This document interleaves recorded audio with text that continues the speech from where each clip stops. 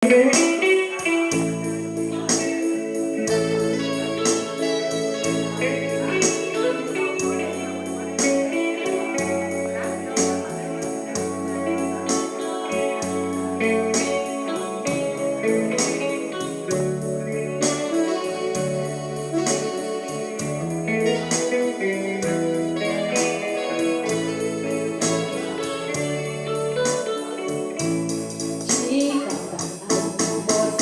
phút thôi, một giây nữa thôi là xa nhau rồi. Người theo cánh chim về vui với người,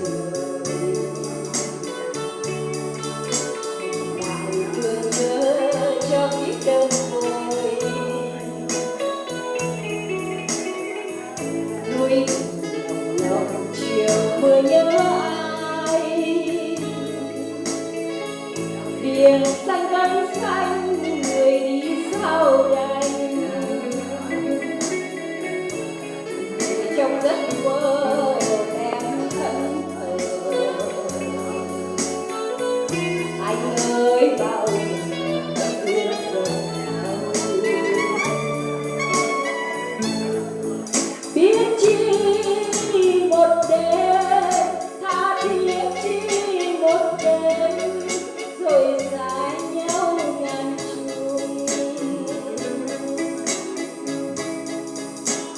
Để ngày cho anh để ngày cho em, hy vọng đường không.